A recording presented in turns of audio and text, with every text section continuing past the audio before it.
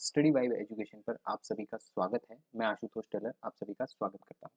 जैसा कि हमारी अभी तक 2 लेक्चर सीरीज हुई थी, तो दोनों लेक्चर सीरीज कंप्लीट होने के बाद में एक्चुअल में हुई तो एक ही है, हमने उसको सेकंड भी स्टार्ट करना है। तो उसी के लिए हमने एक लेक्चर सीरीज का आपको पहले बताया था कि हम गवर्नर जनरल को अलग से पढ़ेंगे। तो अलग से इसलिए पढ़ रहे हैं क्योंकि बंगाल को भी यहाँ पर कंटिन्यू कर सकें, इसलिए हम इसको साथ में पढ़ रहे हैं। इसके साथ आपका क्या होगा कि जो हमने पहले की जो 1857 की क्रांति और गांधी युग तक का युग जो हमने पढ़ा, उसको रिवाइज भी हो जाएगा और बंगाल का यहाँ पर कुछ पार्ट, ज़्यादातर पार्ट ही आ रहा है, तो हम यहाँ पर उसको भी रिवाइज कर लेंगे। तो चलिए स्टार्ट करते हैं इस लेक्चर्स को। इसके अंदर मैं आपको बता देता हूँ कि गवर्नर जनरल और गवर्नर और बंगाल के अंदर जितने भी रहे हैं वाइस राय तक कंटिन्यू अपन इस लेक्चर सीरीज को कंप्लीट करेंगे। इसके साथ में एक लेक्चर सीरीज और आ रही है जिसमें हम दिल्ली सल्तनत को पढ़ेंगे। ठीक है, 2 लेक्चर सीरीज कंटिन्यू आएगी, उसके लेक्चर भी रिकॉर्ड हो रहे हैं, तो वो भी आपको प्रोवाइड किए जाएंगे। तो ये हमारा है, जो भी लेक्चर स्टार्ट कर रहे हैं हम उसको यहाँ पर आपको इंडिकेट कर दिया है। तो स्टार्ट करने से पहले study vibe education online platform है जहाँ पर आप हमसे जुड़ सकते हैं और लेक्चर सीरीज़ हम यहाँ पर प्रोवाइड करते हैं, शॉर्ट वीडियोस कंटिन्यू। अभी थोड़े टाइम पहले मैं काफ़ी कुछ व्यस्त होने के कारण कुछ अपना लेक्चर सीरीज़ नहीं लेके आ पाया और हम कंटिन्यू लेक्चर भी नहीं लेके आ पा रहे हैं। जो कुछ न्यू लेटेस्ट में टॉपिक है उनके भी नहीं लेके आ पा रहे हैं। तो हम कोशिश करेंगे कि कंटिन्यू आपकी लेक्चर सीरीज़ प्रोवाइड की जाएगी। माई सेल्फ आशुतोष टेलर और टीचिंग एक्सपीरियंस 2 ईयर्स का है। और साथ ही साथ ये जो लेक्चर सीरीज़ है ये रेलवे एसएससी बैंक पीओ और other examination, all of examination competition के लिए जो भी एग्जामिनेशन होते हैं उन सब के लिए आपके लिए हेल्पफुल रहेगी। ठीक है, तो स्टार्ट करते हैं इस लेक्चर सीरीज को। आप हमसे टेलीग्राम पर जुड़ सकते हैं, इसका लिंक वीडियो के डिस्क्रिप्शन में है, वहाँ से आप पीडीएफ अवेयर कर सकते हैं और भी कोई इंपॉर्टेंट अगर इन्फॉर्मेशन होती है तो हम वहाँ पर प्रोवाइड करते हैं। साथ ही साथ आप हमसे यूट्यूब के माध्यम से जुड़ सकते हैं। चलिए स्टार्ट करते हैं इस लेक्चर को। तो बंगाल के गवर्नर, पहले सबसे पहले गवर्नर आते हैं, तो इसमें थोड़ा सा मैंने पहले ही रिकॉर्ड कर रखा है, लिख लिया था, तो हम उसको एक्सप्लेन कर देता हूँ। तो गवर्नर, बंगाल के गवर्नर के बारे में पढ़ते हैं। तो गवर्नर पढ़ने से पहले आपको ये सब चीज़ें ध्यान होनी चाहिए कि बंगाल ही ऐसा क्यों पॉइंट था, और हमने काफ़ी कुछ चीज़ें वहाँ पर पढ़ी थी। तो बंगाल गवर्नर इसलिए आए थे क्योंकि यहाँ पर भारत में ब्रिटिश साम्राज्य की स्थापना हो गई थी और यहाँ पर उन्होंने अपना क्या संस्थापक कर दिया था। ब्रिटिश स्थापक ने अपना पूरा अपना एरिया बना लिया था और एरिया बनाने के बाद में राज करना चाहते थे। तो राज करने के लिए एक ऐसा मोहरा रखना होता है जो वहाँ पर सारी चीज़ें रेगुलेट करे या फिर सारी चीज़ों को नियंत्रण में रखे। तो उसके लिए यहाँ पर सबसे पहले बंगाल के अंदर अंग्रेजों ने भेजा था रॉबर्ट क्लाइव को। रॉबर्ट क्लाइव जो थे पहले गवर्नर थे और ब्रिटिश साम्राज्य के संस्थापक भी थे। यहाँ पर ये लाइन कही गई है कि भारत में ब्रिटिश साम्राज्य के संस्थापक भी थे रॉबर्ट क्लाइव। और 1757 के अंदर ये आए थे और 1774 तक ये यहाँ पर गवर्नर जनरल रहे थे। तो इसके अंदर जो भी पार्ट आएगा वो सारा यहाँ पर पता लग जाएगा। ठीक है, 1757 से 1760 तक रहे थे ये क्या, गवर्नर जनरल। ठीक है, प्लासी का युद्ध इनके दरमियान ही लड़ा गया था। ये प्लासी के युद्ध में ब्रिटिश सरकार की तरफ से एक सेना नायक थे और ब्रिटिश की तरफ से इन्होंने, रॉबर्ट क्लाइव ने युद्ध लड़ा था। और उस समय बंगाल के नवाब थे कौन, सिराजुद्दौला। तो बंगाल के नवाब सिराजुद्दौला थे क्योंकि ऐसी स्थिति परिस्थिति पैदा हुई थी प्लासी के युद्ध में कि बंगाल के नवाब को अंग्रेजों से युद्ध करना हुआ था। ठीक है, तो 23 जून 1757 के अंदर प्लासी का युद्ध किया गया था। ठीक है, प्लासी का युद्ध को हमने हमारी जो लेक्चर सीरीज हुई है उसके अंदर आपको डिटेल में बताया है, आप वहां से जाके देखना एक बार, आपको वो चीज़ें वहाँ पर समझ में आएगी। ठीक है, बंगाल के नवाब थे सिराजुद्दौला और सिराजुद्दौला ने जिन 2 सेनापतियों को अपना सेनापति घोषित कर रखा था, जिन्होंने युद्ध लड़ा था, मीर जाफर और दुर्लभ राय। ठीक है, जिन दोनों ने क्या किया, इनमें से मीर जाफर ने इनको धोखा दे दिया और वो अंग्रेजों के साथ मिल गया। अंग्रेजों की सदैव से नीति रही है कि फूट डालो और राज करो। तो इस दरमियान क्या होता है कि रॉबर्ट क्लाइव ने मीर जाफर को अपनी ओर मिला दिया और इसके कारण सेना में क्या हो गया, मनोबल कम हो गया और उसके साथ में बंगाल के नवाब की सेना वहां पर अंग्रेजों के सामने घुटने टेक देती है और हार होती है और रॉबर्ट क्लाइव की जीत होती है। यहाँ से रॉबर्ट क्लाइव का ये एक इंपॉर्टेंट पार्ट था कि प्लासी के युद्ध में उन्होंने ऐसा कुछ किया था। तो आपको मेन जो चीज़ याद रखने की थी वो यहीं तक की थी कि रॉबर्ट क्लाइव के बारे में अगर कोई पूछता है तो ये सारी इंफॉर्मेशन आपको पता होनी चाहिए। ठीक है ना, आगे चलते हैं। आगे है तो इसके बाद आते हैं वेंसी टॉट। वेंसी टॉट जो थे 1760 से 1765 के अंदर बंगाल के रहे थे गवर्नर, ठीक है ना, गवर्नर बंगाल के रहे थे 1760 से 1765 के अंदर। 1770 के अंदर की क्रांति जो हुई थी उस समय मीर जाफर को बंगाल का नवाब बनाया था इन्होंने, इनके समय ही बने थे। तो मीर जाफर बंगाल के नवाब किस गवर्नर के समय बने थे, तो वेंसी टॉट के समय बने थे, ठीक है। 24 परगनों की जिम्मेदारी कंपनी को मिल गई थी इस दरमियान, ठीक है। इस समय जब बंगाल में युद्ध छिड़ा गया था तो उस समय यहाँ पर ऐसा हुआ कि 24 परगनों की जिम्मेदारी जो थी वो ब्रिटिश कंपनी के हाथ में आ गई थी, ठीक है। यहाँ इसके बाद में क्या होता है कि बक्सर का युद्ध होता है। प्लासी का युद्ध हमने पढ़ा था रॉबर्ट क्लाइव के टाइम पे, और अब होता है बक्सर का युद्ध। बक्सर का युद्ध भी बहुत निर्णायक युद्ध था, क्योंकि हमें गुलामों की बेड़ियों के अंदर बंधने के लिए ये दो युद्ध ऐसे थे जिनके अंदर हम पूरा भारत इतने वर्ष तक गुलामी के संघर्ष को झेलता रहा। तो बक्सर का युद्ध जो था 23 अक्टूबर 1764 के अंदर लड़ा गया था। तो आपको दो चीज़ें क्लियर करता हूँ कि पहली चीज़ ये थी कि रॉबर्ट क्लाइव जो थे उन्होंने प्लासी का युद्ध लड़ा था 23 जून 1757 के अंदर, ठीक है, 1757 के अंदर। और यहाँ पर जो है वेंसी टॉट का जो हुआ था बक्सर का युद्ध वो हुआ था 23 अक्टूबर 1764 के अंदर। तो दोनों चीज़ें सिमिलर, जो भी आपको लगता है वो ये दोनों से समझ लीजिए कि आपको याद किस तरह रखना है, ठीक है। नृप निर्माता युद्ध कहा जाता है ये। नृप निर्माता युद्ध क्यों कहा जाता है, क्योंकि यहाँ पर बहुत ही मारकाट हुई थी और हम एक तरह से ये युद्ध हमारे लिए बहुत ही विनाशकारी रहा है, ठीक है। और जो सोने की चिड़िया कही जाती थी भारत, वो एकदम गुलामों की जंजीरों के अंदर जकड़ चुका था। तो इस युद्ध के साथ तो यहाँ पर भी क्या होता है कि 3 जनों की सेनाएं शामिल होती हैं और अंग्रेजों की तरफ से हेक्टर मनरो नाम के जो वहां पर अधिकारी होते हैं वो लड़ने आते हैं अंग्रेजी सेना में, ठीक है। सेना नेतृत्व करते हैं। तो मनर है अंग्रेजों की तरफ से आते हैं हेक्टर मनरो, और अपने भारत की जो 3 सेनाएं इकट्ठी हुई थी, शाह आलम द्वितीय, अवध के नवाब सिराजुद्दौला जिन्होंने प्लासी का युद्ध हारा है ऊपर, ठीक है, प्लासी का युद्ध सिराजुद्दौला ने हारा है। नवाब सॉरी माफ़ी चाहूँगा, सिराजुद्दौला है और ये है शुजाउद्दौला, माफ़ी चाहूँगा मिस्टेक हो गया थोड़ा सा। अवध के नवाब शुजाउद्दौला यहाँ पर थे और मीर कासिम यहाँ पर थे। तो यहाँ पर जो गुरगिन खान नाम का व्यक्ति था उसने सेनापति बना था इस सेना का, ठीक है ना। मीर कासिम का सेनापति था गुरगिन खान। मीर कासिम यहाँ पर अपनी सेना लेकर आया था। तो तीनों की सेना का नेतृत्व किसने किया था, मीर कासिम के सेनापति गुरगिन खान ने किया था। इस चीज को याद रखना, ठीक है। और यहाँ पर क्या होता है, ये युद्ध हार जाते हैं, ठीक है ना। हेक्टर मनरो से लास्ट मोमेंट पे ही हारते हैं, पर हार गए हैं। हारने के बाद में अंग्रेजों ने अधिकार कर लिया किस पर, बंगाल पर, क्योंकि बंगाल ऐसी जगह थी जहां से हम पूरा भारत को टैकल कर सकते थे, क्योंकि अर्थव्यवस्था जो थी वो बंगाल से बनती थी। बंगाल में काफ़ी रिसोर्सेज थे जो इनकम के लिए, इनकम सोर्स ऑफ के लिए बहुत इंपॉर्टेंट थे। तो यहाँ तक आपको समझ में आया होगा। हमने 2 पढ़ लिए हैं, तीसरा पढ़ने जा रहे हैं रॉबर्ट क्लाइव। रॉबर्ट क्लाइव जो थे 1765 से 1767, 1757 से 65 से 67 तक रहे थे गवर्नर, ठीक है, बंगाल के। गवर्नर पढ़ रहे हैं, 3 गवर्नर हमने पढ़ लिए हैं। तीसरा आता है रॉबर्ट क्लाइव। रॉबर्ट क्लाइव जो थे उनके समय एक इलाहाबाद की संधि हुई थी, जिसको मैंने उस समय भी बताया था कि 2 संधियां हुई थी, कंटिन्यू होती है 4 दिन के बाद की गैप के, ठीक है ना।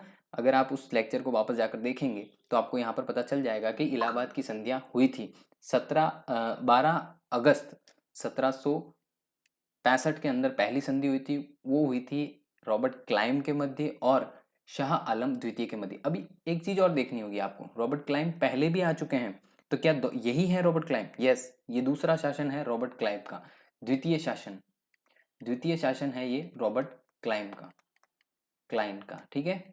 द्वितीय शासन, पहला जो शासन था वो आया था 1757 से 1760 तक, ठीक है ना, 1757 से 1760 के अंदर आया था। और दूसरा जो आया है वो आया है 1765 से 1767 के अंदर। तो यहाँ पर ये चीज़ आपको ध्यान रखनी होगी कि रॉबर्ट क्लाइव ने 2 बार शासन किया है गवर्नर बनकर, ठीक है। तो इनके समय इलाहाबाद की संधि हुई थी। तो इलाहाबाद की संधि जो हुई थी 12 सितंबर 1765 के अंदर, 1757 के अंदर शाह आलम के साथ हुई थी, क्योंकि यहाँ पर शाह आलम द्वितीय ने युद्ध लड़ा था किसके टाइम, वैन सी ट्रॉट के टाइम द्वितीय युद्ध लड़ा था, ठीक है ना, प्लासी बॉक्सर का युद्ध, ठीक है। अब यहाँ से आता है 1765 के अंदर पहली संधि हो गई। 16 अगस्त 1765 के अंदर दूसरी संधि होती है अवध के नवाब शुजाउद्दौला के साथ, ठीक है। 4 दिन बाद हुई है, दोनों संधियां हुई थी। अब क्या होता है, इन दोनों को ये करते हैं अलग अलग, बंगाल में कुछ पद देते हैं, कुछ अलग देते हैं। तो यहाँ पर बंगाल के उप दीवानों की नियुक्ति की थी किन्होंने, रॉबर्ट क्लाइव ने। वहां तक दोनों संधियां हमने पढ़ ली। अब रॉबर्ट क्लाइव की तीसरी चीज पढ़ते हैं कि रॉबर्ट क्लाइव के टाइम बंगाल में उप दीवानों की नियुक्ति की गई थी। तो पहला उप दीवान जो नियुक्त किया गया था बंगाल के अंदर किया गया था मोहम्मद खान को, ठीक है। मोहम्मद खान को किया, बिहार के अंदर किया गया था राजा सीता सीताव रॉय, ठीक है ना। ये दोनों यहाँ पर गवर्नर के रूप में, उप दीवान के रूप में नियुक्त किए गए थे। और साथ ही साथ एक उड़ीसा का भी इसके साथ जिक्र होता है कि उड़ीसा के अंदर भी एक उप दीवान नियुक्त किया गया था। उड़ीसा के अंदर जो उप दीवान को नियुक्त किया गया था वो थे राय राय दुर्लभ, वो थे राय दुर्लभ को यहाँ पर दीवान नियुक्त किया गया था। यहाँ तक का आई होप आपको समझ में आया होगा। अब देखते हैं इनके टाइम 2 चीजें हो गई, इलाहाबाद की संधि हो गई, बंगाल में दीवान की हो गई। एक दीवानी अधिकार था, एक दीवानी अधिकार नाम से अधिकार था, उसको भी यहाँ पर डिफाइन किया गया था कि दीवानी अधिकार क्या होता है, कि दीवानी मतलब भू राजस्व से संबंधित सारी चीजें होती है। तो बिहार जिनके उप दीवानों को नियुक्त किया गया था वहां पर दीवानी अधिकार किया गया था, बंगाल, बिहार और उड़ीसा दोनों का किया गया था।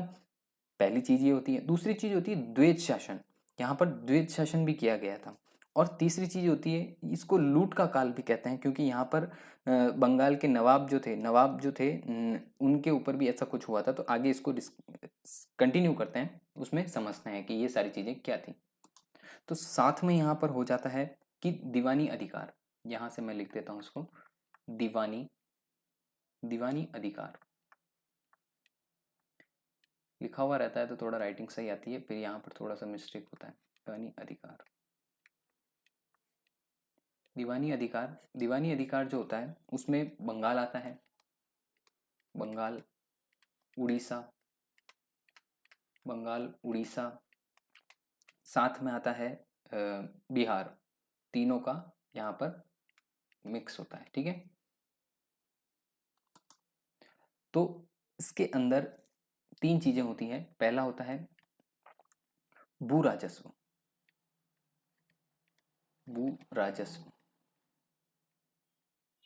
पहला होता है भू राजस्व। दूसरा होता है कंपनी के पास आया, सारा भू राजस्व जो था वो कंपनी के पास आ गया, ठीक है, क्योंकि इन्होंने अपना ही अधिकारी नियुक्त कर लिए। तो वहां पर सारी चीजें ये होती है कि अब हमारे पास सारा अंडर आ जाएगा। तो ये सारी चीजें भी वहां पर फेस की गई। तो पहली चीज यहाँ पर हो गई कंपनी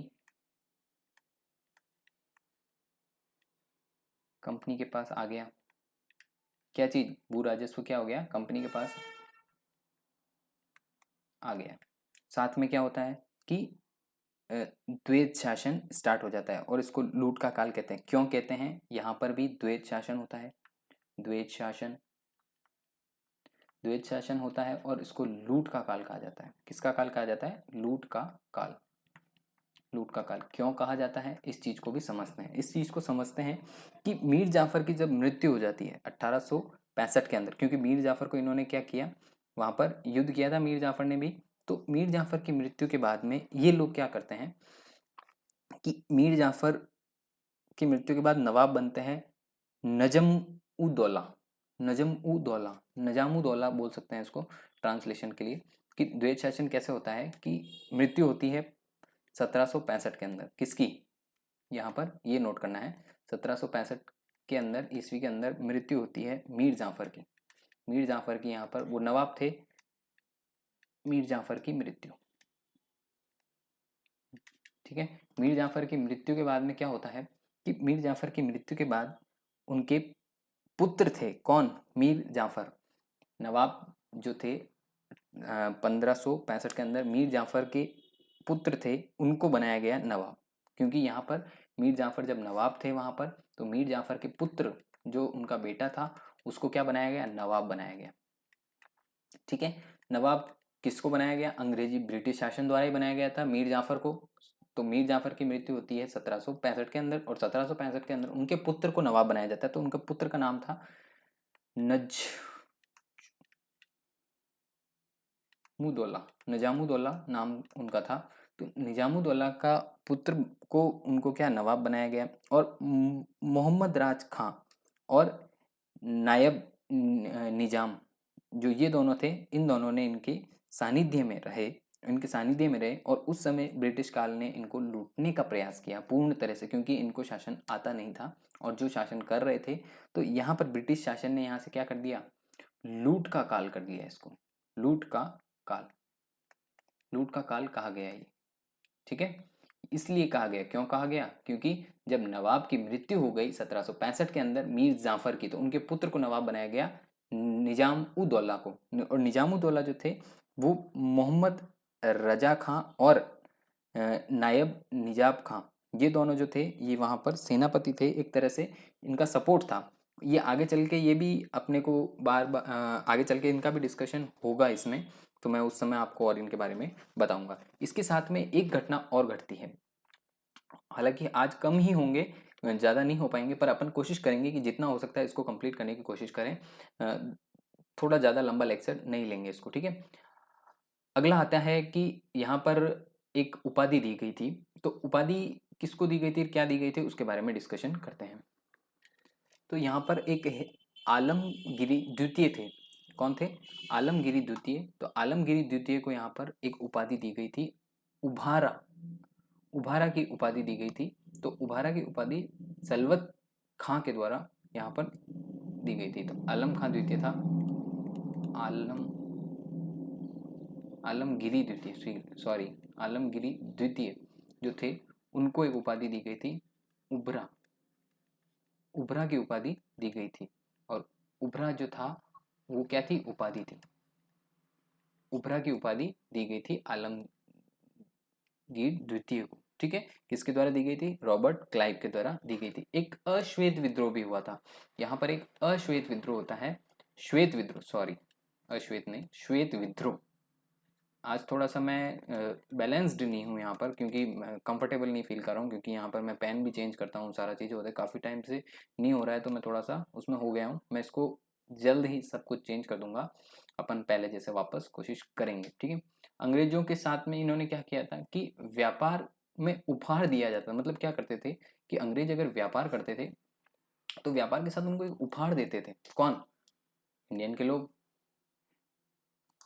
तो यहाँ पर उपहार जो लेते थे सैनिकों को, क्या करते थे, अंग्रेजी सैनिकों को उपहार, व्यापार ना उपहार पर रोक, मतलब व्यापार में ना उपहार लें ऐसी रोक लगा दी थी। तो श्वेत विद्रोह जो था वो क्या था कि उपहार पर यहाँ पर उन्होंने रोक लगाई थी कि उपहार ना तो लेने हैं और ना देने हैं। तो यहाँ पर मैं इसको लिख देता हूँ कि अंग्रेजों ने क्या किया था, अंग्रेजी सैनिक जो थे, मेरे हिसाब से इस पेन को थोड़ा बड़ा करना चाहिए, इसमें थोड़ा सा आपको दिखने में होगा। अंग्रेजों को व्यापार क्या कर दिया, व्यापार, व्यापार में ना उपहार, मतलब आपको क्या करना है, उपहार पर रोक लगा दी कि आपको उपहार नहीं लेने। नहीं तो लोग क्या, ये क्या करते थे, अंग्रेज लूट लूट के ले जाते थे यहाँ पे, उपहार के नाम पे जबरदस्ती मांगते थे, और किसानों से, गाँव में जिनसे भी मांगते थे। तो यहाँ से उपहार के लिए यहाँ पर मना कर दिया गया था। यहाँ पर 3 सेना के केंद्र बनाए गए थे। मोस्ट IMP पॉइंट यहाँ पर यही था कि अंग्रेजों का श्वेत विद्रोह हुआ, श्वेत विद्रोह हुआ, और यहाँ पर 3 केंद्र बनाए गए थे। मोस्ट IMP है, इसको नोट करते हुए चलना कि 3 केंद्र बनाए। इस पेन को थोड़ा सा बड़ा कर देता हूँ मैं। 3 सेना के केंद्र थे, तो 3 सेना केंद्र, बिगड़ रही है राइटिंग, कोई दिक्कत नहीं, कोशिश करते हैं यहाँ पर थोड़ा इसको सेट करने की। पहला था इलाहाबाद में, इलाहाबाद, इलाहाबाद के अंदर पहला इसका सेंटर सेना का केंद्र बनाया गया, सेंटर बनाया गया आर्मी का। दूसरा जो बनाया गया था मुंगेर, मुंगेर के अंदर एक सेंटर बनाया गया था। और तीसरा जो बनाया गया था वो बनाया गया था बांकीपुर, बांकीपुर, बांकीपुर था पश्चिम बंगाल के अंदर। तो 3 यहाँ पर इन्होंने क्या किए, सेना के केंद्र बनाए। यहाँ तक का आई होप आपको समझ में आया होगा। चौथे थे